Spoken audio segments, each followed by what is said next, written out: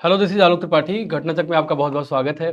आज Indian polity और constitution की यात्रा में हम इंडियन कॉन्स्टिट्यूशन का अमेंडमेंट कैसे किया जाता है इसके बारे में बात करेंगे, संशोधन के बारे में बात करेंगे। आपको पता है, कोई भी समाज हो, समय के साथ साथ निरंतर जब वो गति करता है, आगे बढ़ता है, तो उसमें कुछ चेंज करने की आवश्यकता होती है। न केवल समाज में चेंज करने की आवश्यकता होती है, बल्कि समाज को तादाद में बिठाने के लिए संविधान संबंधी नियमों में भी परिवर्तन करने की आवश्यकता होती है। समाज गतिशील होता है, आपको पता है, कोई भी समाज होगा वो गतिशील होगा। क्या होगा? गतिशील होगा। कोई समाज होगा वो गतिशील होगा।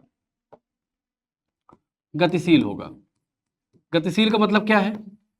गतिशील का मतलब यह है कि अपने मूल्यों में, अपने वैल्यू सिस्टम में, अपने संरचना में, अपनी संस्कृति में लगातार उसमें चीजें चेंज होती जाती हैं, बदलती जाती हैं।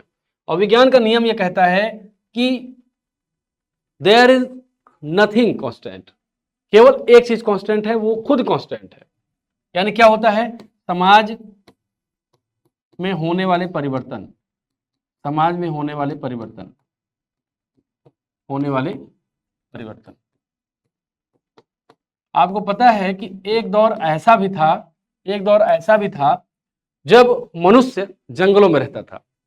मैं अमेंडमेंट की बात क्यों कर रहा हूं और संविधान में इसकी क्या आवश्यकता है, इसके बारे में हम समझेंगे। मनुष्य जंगलों में रहता था, जंगलों में रहता था।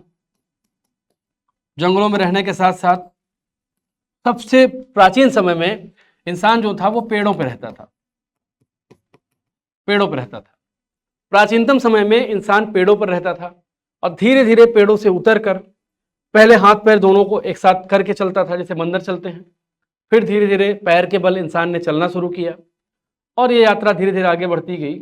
आग का आविष्कार होना, फिर कृषि का आविष्कार होना और कृषि की खोज या आविष्कार जो भी कह लीजिए के बाद जो इंसानी यात्रा थी वो लगातार आगे बढ़ती गई और फिर मानव सभ्यता का इस तरह से विकास हुआ कि फिर राजतंत्र और फिर जो है डेमोक्रेसी की यात्रा, लाखों साल पुरानी हमारी यात्रा है। और इस यात्रा में आप देखेंगे कि जैसे जैसे समाज में परिवर्तन आता है, वैसे ही उन परिवर्तनों से तादाद में बिठाने के लिए, उन परिवर्तनों से संतुलन बिठाने के लिए सामाजिक व्यवस्था के जो नियम कायदे कानून हैं वो बदलने लगते हैं। संविधान की अवधारणा तो बेहद नवीन है, आधुनिक है। जब नेशन स्टेट की थियरी आई, राष्ट्र राज्य का सिद्धांत आया, जब एक तरह से देश जिसे कहा जाता है, जो नेशन होता है, ये एक इवॉल्वेशन, एक इवॉल्व है। ये ह्यूमन सिविलाइजेशन का इवॉल्वमेंट है कि धीरे धीरे उद्विकास के तहत नेशन स्टेट की अवधारणा, नेशन स्टेट का कॉन्सेप्ट आया।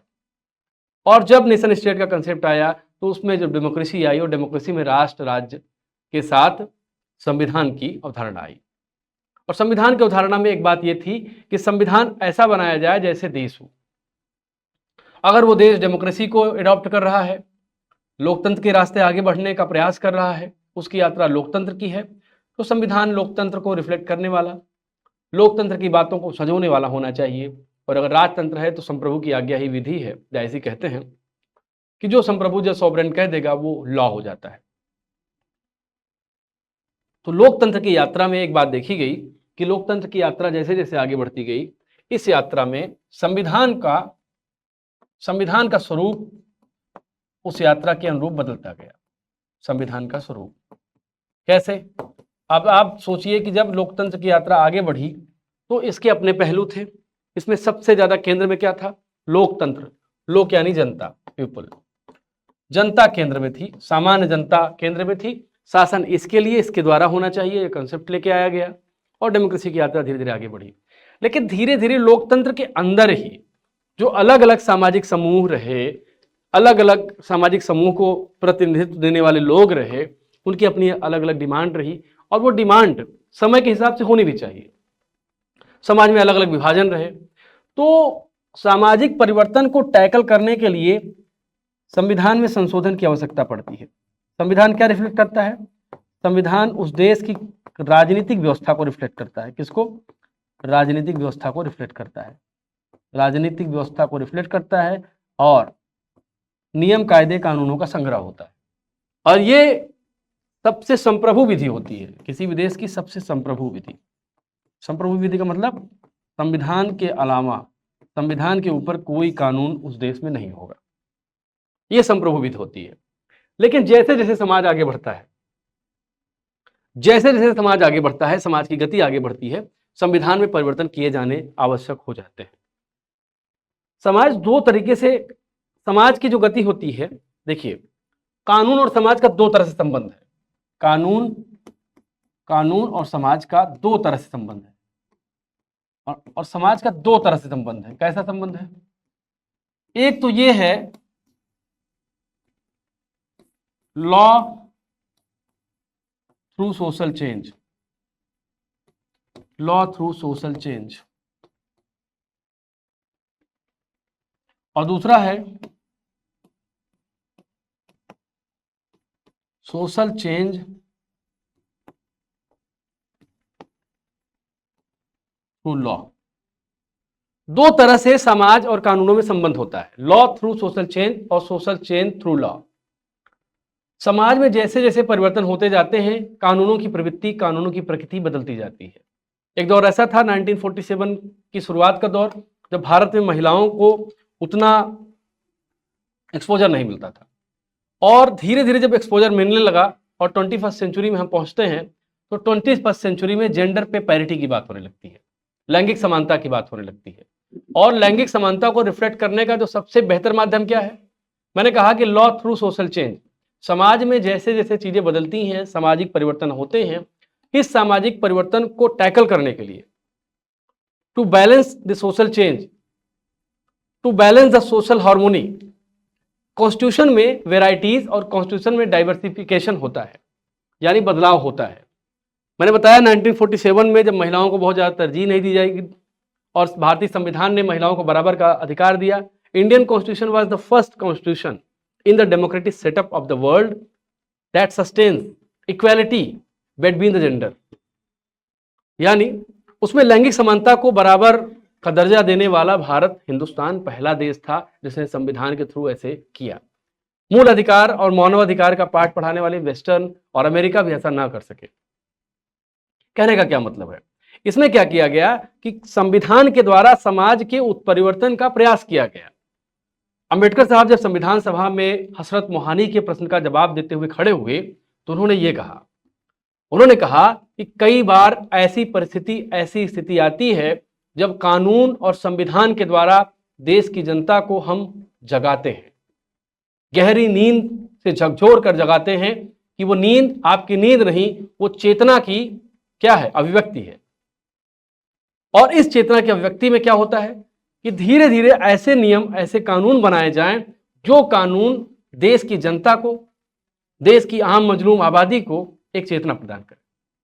आप देखेंगे फंडामेंटल ड्यूटीज में भी, डीपीएसपी में भी, राज्य के मूल कर्तव्यों में भी इस बात को बताया गया है कि राज्य का क्या दायित्व है और एक नागरिक का क्या दायित्व है।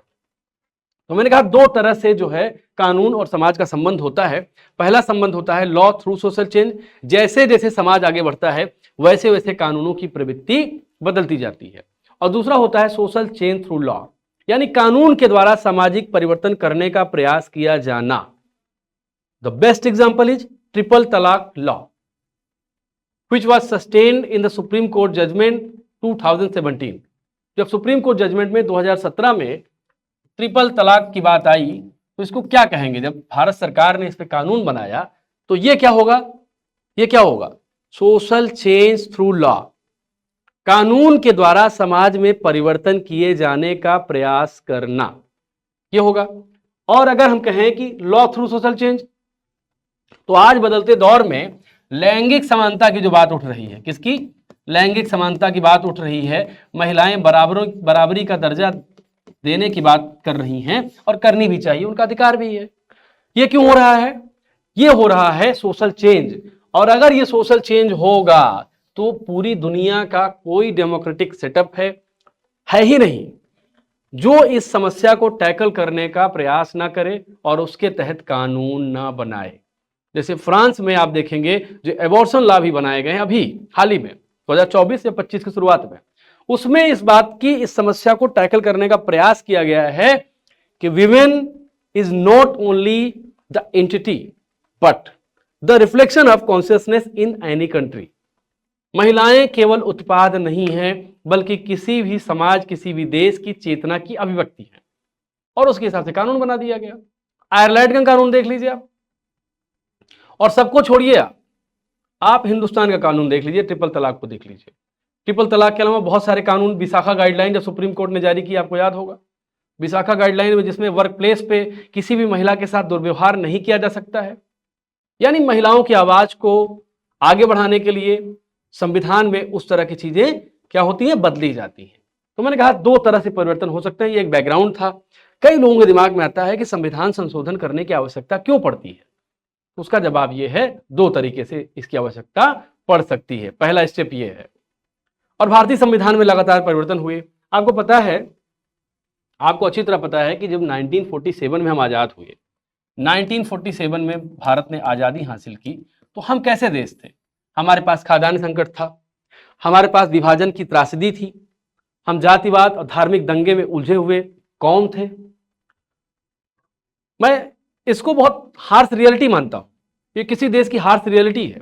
और ऐसी स्थिति परिस्थिति में देश को आगे ले जाना एक बहुत बड़ी चुनौती थी।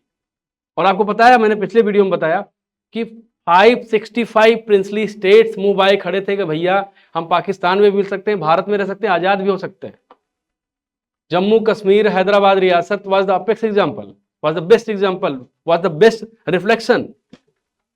इतनी सारी समस्याएं, ऐसी समस्याओं के दौर में भारत के संविधान का निर्माण हुआ, इंडियन कॉन्स्टिट्यूशन का निर्माण हुआ, और इंडियन कॉन्स्टिट्यूशन को इस तरह निर्मित किया गया ताकि वो इन समस्याओं को टैकल कर पाए। आपको पता है, जब 1947 में भारत आजाद हुआ, दमन दीव जैसे जो छोटे छोटे अधिभाग थे, जो भारत के ही पार्ट थे, वो भारत के हिस्से नहीं थे। गोवा तक भारत का हिस्सा नहीं था।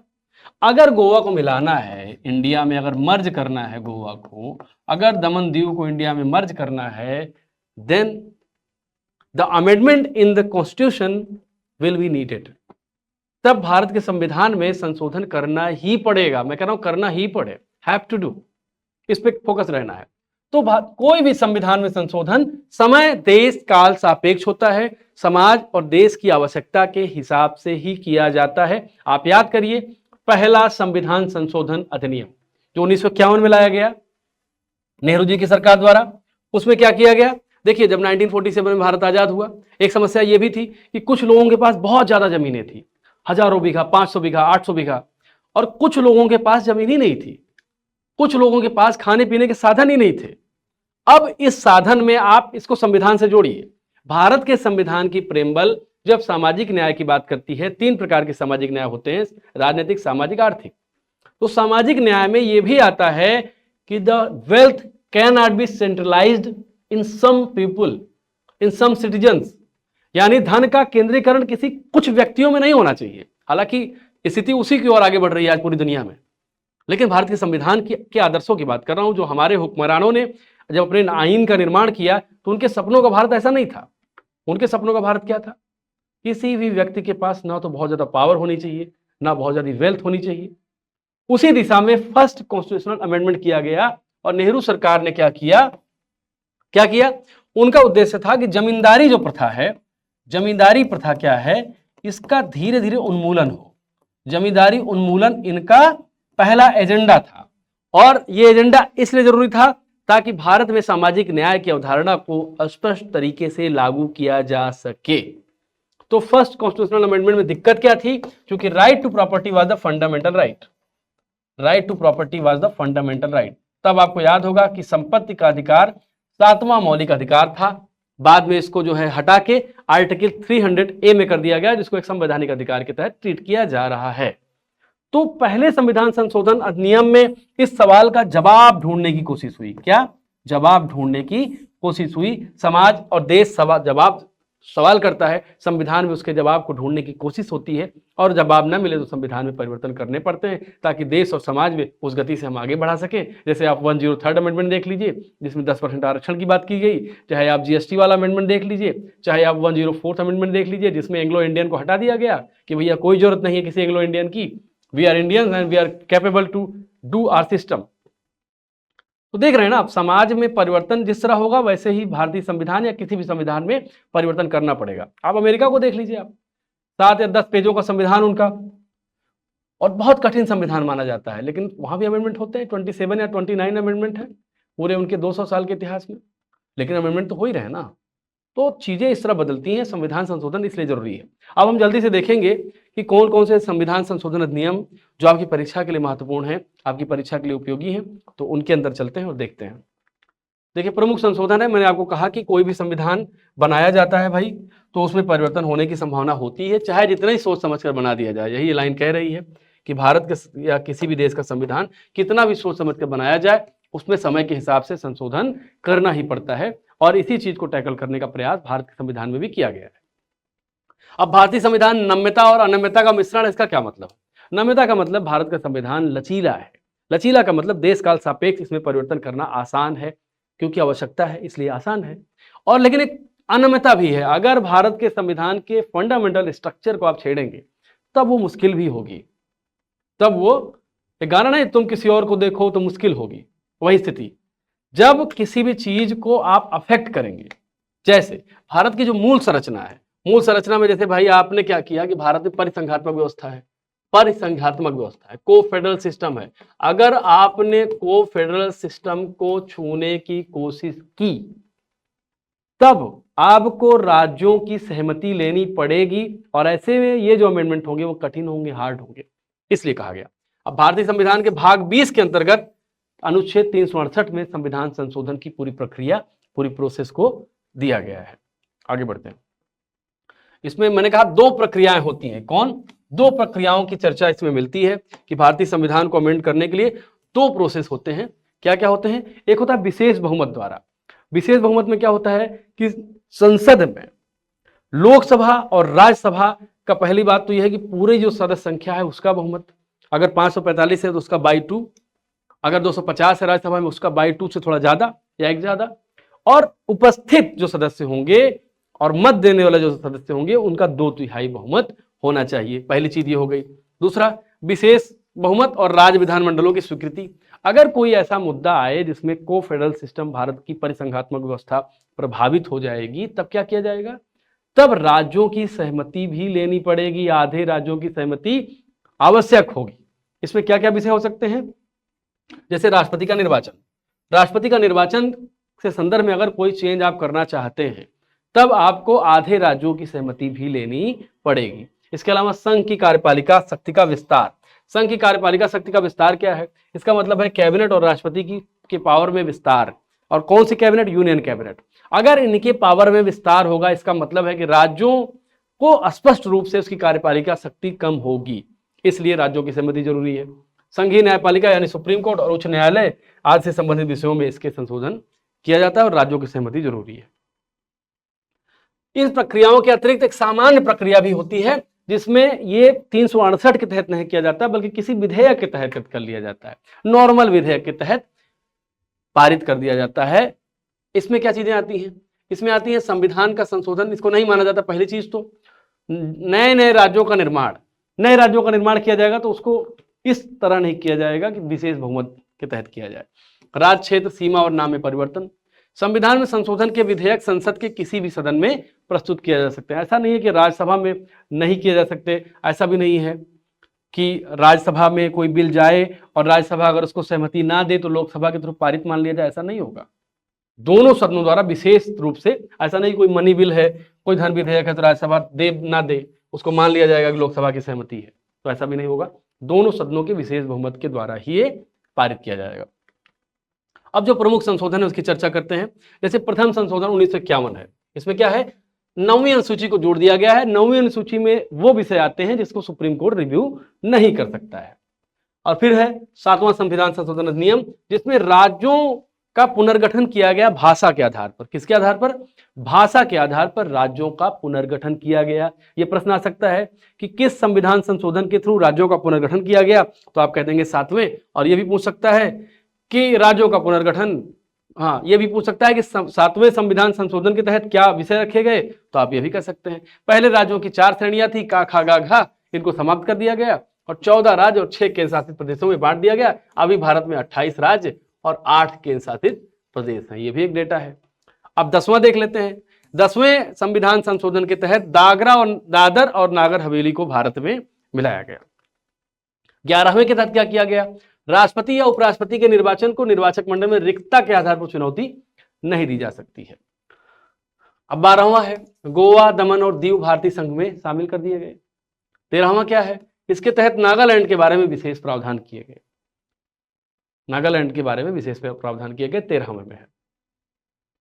14वें में क्या, 1962 पुदुचेरी भारतीय संघ में शामिल किया गया। 14वें के तहत संविधान में अनुच्छेद 239 का को जोड़कर गोवा, दमन, दीव तथा पुदुचेरी के लिए विधानमंडल और मंत्रिपरिषद की व्यवस्था करने की संसद को शक्ति दी गई।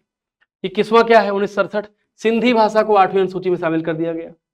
8वीं अनुसूची में शामिल कर दिया गया, 15वीं भाषा बन गई। 24वां क्या है, 71 संसद संविधान के किसी भी हिस्से में संशोधन कर सकती है। 24वां है ये। 31वां क्या है, लोकसभा सीटों की संख्या 525 से बढ़ाकर 545 कर दी गई। 36वां क्या है, भारतीय संघ में सिक्किम को पूर्ण राज्य का दर्जा दिया गया। 42वां क्या है, ये बहुत महत्वपूर्ण कॉन्स्टिट्यूशनल अमेंडमेंट है। कुछ ऐसे होंगे जो बहुत महत्वपूर्ण होंगे, उनके बारे में आप जान लीजिए। जैसे कुछ संविधान संशोधन अधिनियम बहुत महत्वपूर्ण होंगे, कुछ बहुत महत्वपूर्ण होंगे। जैसे फर्स्ट महत्वपूर्ण है, बहुत महत्वपूर्ण है। 10th महत्वपूर्ण है। 7th भी महत्वपूर्ण है, ये सब महत्वपूर्ण है। 42nd महत्वपूर्ण है बहुत। 44th भी महत्वपूर्ण है। 61st महत्वपूर्ण है। ये सब अमेंडमेंट बहुत इंपॉर्टेंट है, आप इसको याद रखिएगा। 73rd, 74th ये भी इंपॉर्टेंट है। 86 ये भी महत्वपूर्ण है। 92nd, 93rd ये भी महत्वपूर्ण है। 100, 101, 103, 104, 106। 6 क्या है, 6 क्या है, आपसे पूछेंगे 6 क्या है, तो ये महिला आरक्षण पे है।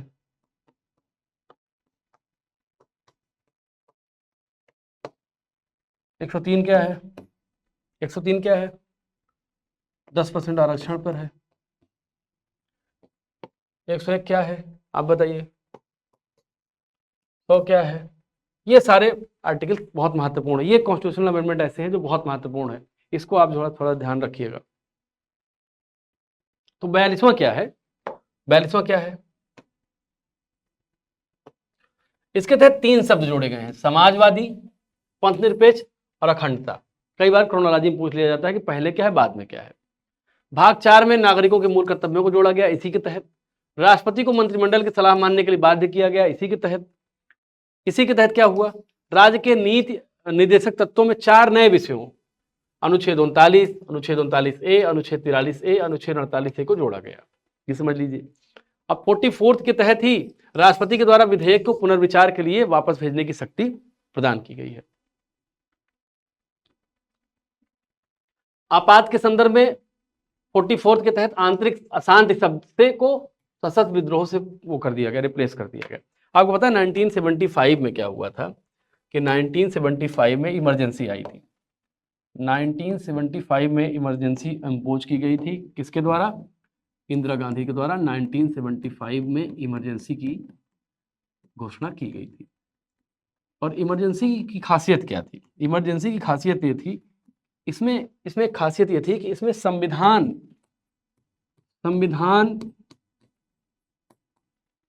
के तहत शक्तियों का प्रयोग किया गया था। संविधान के तहत ही शक्तियों का प्रयोग किया गया था, शक्तियों का प्रयोग किया गया था।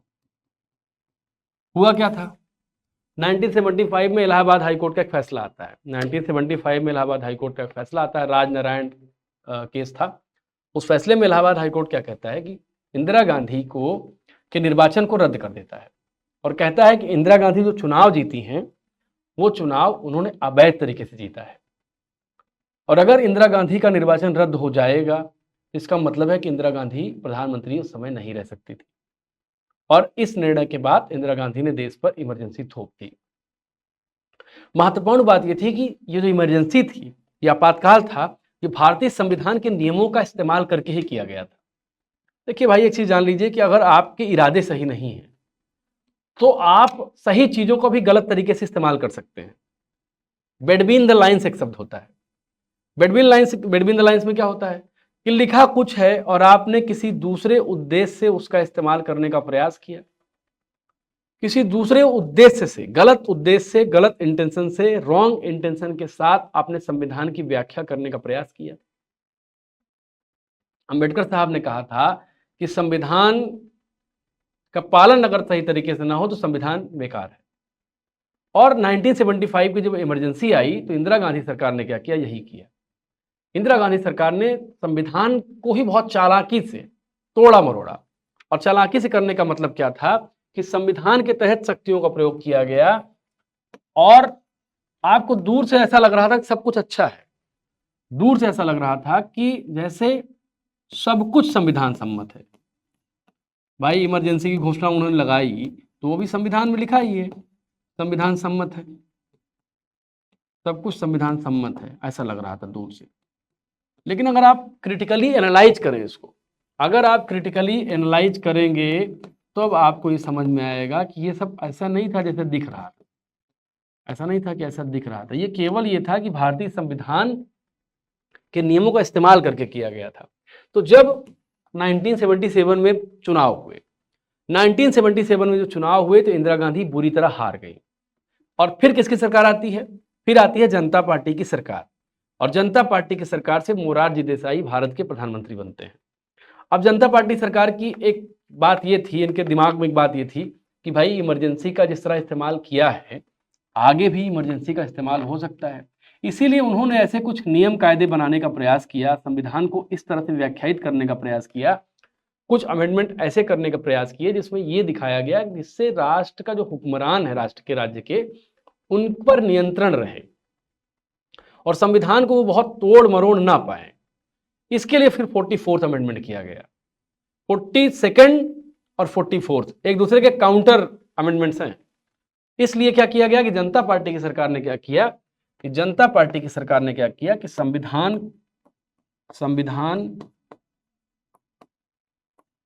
संविधान में कुछ अस्पष्ट जो शब्द थे, अस्पष्ट शब्द, उनकी समुचित व्याख्या की, उनकी समुचित व्याख्या करने का प्रयास किया। ये जो है पृष्ठभूमि है 42nd और 44th अमेंडमेंट एक्ट की, जिसमें क्या किया गया? मैंने कहा व्याख्या करने का प्रयास किया गया, तो इसका मतलब क्या है? इसका मतलब है कि जो आंतरिक अशांति शब्द थी इसको जोड़ दिया, इसको हटा दिया गया सशस्त्र विद्रोह से। मतलब जो कोई बहुत विपरीत परिस्थिति हो तभी जो है इसको किया जा सके। संपत्ति के अधिकार को प्राप्त मूल अधिकार का दर्जा समाप्त कर इसे विधिक अधिकार का दर्जा दिया गया, जिसको आर्टिकल 300A में रखा गया। राष्ट्रीय आपात के दौरान अनुच्छेद 20 और 21 द्वारा प्रदत्त मूल अधिकारों को निलंबित नहीं किया जा सकता है। अब 52वां क्या है? 52, इसके तहत संसद और राज्य विधानमंडल के सदस्यों को दल बदल के मामले में आयोग घोषित करने की शक्ति करने की व्यवस्था है। इसके लिए 10वीं अनुसूची को जोड़ा गया है, 10वीं अनुसूची। 58वां क्या है? संविधान का प्राधिकृत पाठ हिंदी भाषा में उपलब्ध कराया जाएगा। 61वां क्या है? नागरिकों के मतदान करने की न्यूनतम आयु 21 साल से 18 कर दिया गया, राजीव गांधी सरकार थी। ये बहुत इंपॉर्टेंट है, 61वां बहुत इंपॉर्टेंट है अमेंडमेंट, जब 21 साल से 18 साल कर दिया गया, ये इंपॉर्टेंट एस्पेक्ट है। 69वां क्या है? संघ शासित राज्य दिल्ली को राष्ट्रीय राजधानी क्षेत्र का दर्जा प्रदान करके इसको 70 सदस्यीय विधानसभा की व्यवस्था की गई। ये भी बहुत महत्वपूर्ण है। 69वां संविधान संशोधन भी बहुत महत्वपूर्ण है, कई बार एग्जाम में पूछा जा चुका है। 70वां क्या है? राष्ट्रपति के निर्वाचन मंडल में राष्ट्रीय राजधानी क्षेत्र दिल्ली और पुडुचेरी की विधानसभा के लिए निर्वाचित सदस्यों को भी शामिल किया गया। 71वां क्या है? कोंकणी, मणिपुरी तथा नेपाली भाषा को 8वीं अनुसूची में शामिल किया गया है। 73वां इंपॉर्टेंट है, बहुत महत्वपूर्ण है, जिसके तहत पंचायती राज की स्थापना हुई, ये इंपॉर्टेंट है। भाग 9 और 11वीं अनुसूची जोड़ी गई। 74वां में जिसमें अर्बन डेवलपमेंट या फिर नगरीय प्रशासन की बात हुई, इसमें क्या हुआ कि भाग 9 जोड़ा गया और का तथा 12वीं अनुसूची। इसके तहत शहरी निकायों को संवैधानिक दर्जा मिला। फिर 84वां क्या है? लोकसभा और राज्य विधानसभा की सीटों का पुनर्निर्धारण कर 2026 के पश्चात होने वाली जनगणना के सुसंगत आंकड़े प्रकाशित होने तक रोक कर दिया। 86वां क्या है? भी बहुत महत्वपूर्ण, शिक्षा को मूल अधिकार का दर्जा प्रदान किया गया। 21 का के तहत व्यवस्था की गई कि राज्य 6 से 14 साल की आयु तक निःशुल्क शिक्षा प्रदान करेगा। तो ये 86वां है कि जो मूल अधिकार, शिक्षा को मूल अधिकार माना गया। फिर 51 का के तहत इसी संबंधित 11वां कर्तव्य जोड़ा गया। अनुच्छेद 45 की विषय वस्तु बदली गई, जिसके तहत राज्य सभी बालकों को 14 वर्ष की आयु पूरे होने तक निःशुल्क और अनिवार्य शिक्षा देगा। फिर 87वां है, 87th है, 2000 के तहत 2001 की जनगणना के आधार पर निर्वाचन क्षेत्रों के परिसीमन का प्रावधान किया गया। 91वां है, इसके द्वारा मंत्रिमंडल के आकार को सीमित कर दिया गया, जिसमें 15% से ज्यादा मंत्रिमंडल या मंत्रिपरिषद नहीं हो सकती है लोकसभा के। और यही विधानसभा में भी किया गया कि 15% ज्यादा नहीं हो सकती और कम से कम की संख्या होगी 12 होगी। फिर 92वां आता है, बोडो, डोगरी, मैथिली और संथाली को 8वीं अनुसूची में शामिल किया गया। इस प्रकार 8वीं अनुसूची में वर्णित भाषाओं की संख्या 22 हो गई। फिर 97 आता है, सहकारी समिति बनाने का अधिकार 19 के तहत प्रदान किया गया। सहकारी समितियां नाम का नया भाग 9 जोड़ा गया। फिर 100वां आता है, जिसमें भारत तथा बांग्लादेश के मध्य भूमि हस्तांतरण से संबंधित है। 101वां, जिसमें जीएसटी की बात की जाती है, बहुत महत्वपूर्ण है। 102वां है, फिर इसमें राष्ट्रीय पिछड़ा वर्ग को संवैधानिक दर्जा दिया गया, 102वां। और इसमें एक 338B में इसका मामला किया गया है। इस सवाल भी आया था पिछली बार कि 340 के तहत इसकी बात की गई थी, तो इसको भी आप समझ लीजिए, पीसीएस में आया था। 103वां क्या है, जिसमें 10% आरक्षण की बात की गई, आर्टिकल 15, आर्टिकल 16 में जो है चेंज किया गया। 104वां क्या है, लोकसभा और राज्यसभा विधानसभा में अनुसूचित जातियों जनजातियों के लिए स्थानों के आरक्षण में 10% की वृद्धि की गई और आंग्ल इंडियन जो है, एंग्लो इंडियन है, उनको हटा दिया गया विधानसभा से भी और लोकसभा राज्यसभा से भी। 105वां क्या है, सामाजिक और आर्थिक रूप से पिछड़े वर्गों की पहचान करने और निर्दिष्ट करने हेतु राज्य और केंद्र शासित प्रदेशों की शक्ति को पुनर्स्थापित करता है। और 106वां क्या है, महिला आरक्षण, 33% महिला आरक्षण की बात करता है। ये 105वां है। कुछ इंपॉर्टेंट चीजें हैं जो विविध है, मिसलेनियस है, परीक्षा में आ सकती है, ये दिया गया है। राष्ट्रीय महिला आयोग की स्थापना कब की गई, 1990 में, राष्ट्रीय महिला आयोग अधिनियम 1990 के तहत। इसके बाद सरकारी आयोग की रिपोर्ट विधायी सुधार, राज्यपालों की भूमिका, अनुच्छेद 356 केंद्र राज्य संबंध, राज्यपालों की नियुक्ति से संबंधित है। केंद्रीय प्रशासनिक न्यायाधिकरण सीएट लोक कार्मिकों की भर्ती और सेवा संबंधित विवादों का निपटारा करता है। 1955 में राजपथ को गणतंत्र दिवस परेड के लिए एक स्थायी स्थल बनाने का निर्णय लिया गया। नई दिल्ली में गणतंत्र दिवस परेड के दौरान सलामी राष्ट्रपति लेता है। हरित न्यायाधिकरण एनजीटी 2010 में बनाया गया है। इसका काम क्या है, पर्यावरणीय विवादों और मामलों का समाधान करता है। ग्राम न्यायालय अधिनियम 2008 में पारित किया गया था। अंबेडकर ने उल्लेख किया कि सामूहिक उत्तरदायित्व केवल प्रधानमंत्री की इंस्ट्रूमेंटलिटी में के माध्यम से ही प्राप्त किए जाते हैं। भारत में दहेज प्रतिषेध अधिनियम 1961 में पारित किया गया। भारतीय मानक ब्यूरो उपभोक्ता मामले विभाग, खाद्य और सार्वजनिक विभाग के तत्वाधान में काम करने वाला एक वैधानिक निकाय है। ऐसे अपराध जिनके लिए पुलिस न्यायालय के आदेश के बिना किसी व्यक्ति को गिरफ्तार कर सकती है, उसे संज्ञेय यानी कॉग्निजेंस ऑफेंस कहा जाता है। भारत में राष्ट्रीय मतदाता दिवस 25 जनवरी को होता है। भारत में जनगणना जो होती है 1948 के अधिनियम के तहत होती है। अनुच्छेद 243 जेड एच से जेड टी भारतीय संविधान में निहित सहकारी समितियों के प्रावधान से संबंधित है। अब देखिए ये सारे चैप्टर खत्म हो गए। इंडियन पॉलिटी की आपकी द एंडिंग हो गई है। अब हम क्या करेंगे, कुछ लाइव क्लासेस लेंगे, लेकिन आपको कुछ सजेशन दे रहे हैं। इंडियन पॉलिटी में कुछ सजेशन आप इसको नोट कर लीजिए, आपको काम आएंगे। पहला क्या काम करना है, पहला काम क्या करना है, सजेशन है, आप माने ना माने, लेकिन हम्बल सजेशन है कि आप अगर ऐसा कर लेंगे तो आपको लाभ मिलेगा। पहला काम क्या करना है, पहला काम क्या करना है, लेक्चर बार बार देखें, कई बार देख लें आप इसको, बार बार देखें। जो 20, 18, 19 या 20 लेक्चर है उसको बार बार देखें। सजेशन है बस, ये आप समझिए, अगर करेंगे तो अच्छा होगा। दूसरा क्या करना है, अगर आपको समीक्षा अधिकारी निकालने में सहयोग करना है, बेहतर करना है तो आप कर सकते हैं। तो दूसरा काम क्या करना है, लेक्चर के साथ साथ पूर्वावलोकन सॉल्व करें। हमारी जो पॉलिटी पूर्वावलोकन आती है उसको सॉल्व करते रहें, पूर्वावलोकन सॉल्व करते रहें, सॉल्व करें चैप्टर वाइज, लेक्चर वाइज। फिर क्या करना है, अगर आपका कोई प्रश्न बचता है, जैसे आपको कोई कठिन प्रश्न आए तो पूर्वावलोकन के कठिन प्रश्नों का नोट्स बना लीजिए। पूर्वावलोकन के बड़ा मोटा चल रहा है के कठिन प्रश्नों का नोट्स बनाइए।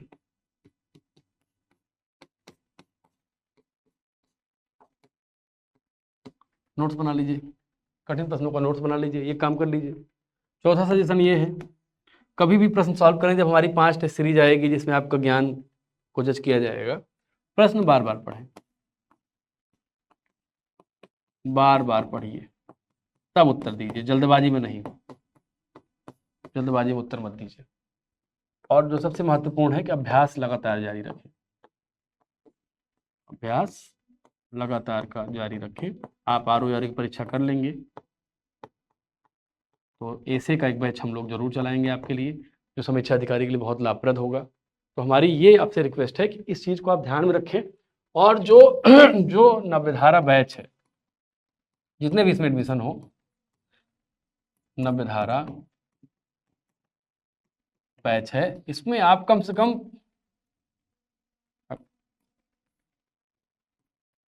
ज़्यादा से ज़्यादा लोग मेंस दें, ज़्यादा से ज़्यादा मेंस दें।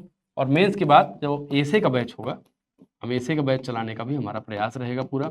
अगर आपकी प्रतिक्रिया हमको अच्छी लगेगी और बेहतर प्रतिक्रिया होगी तो हम इस पर भी विचार करेंगे और इस पर करने का प्रयास करेंगे।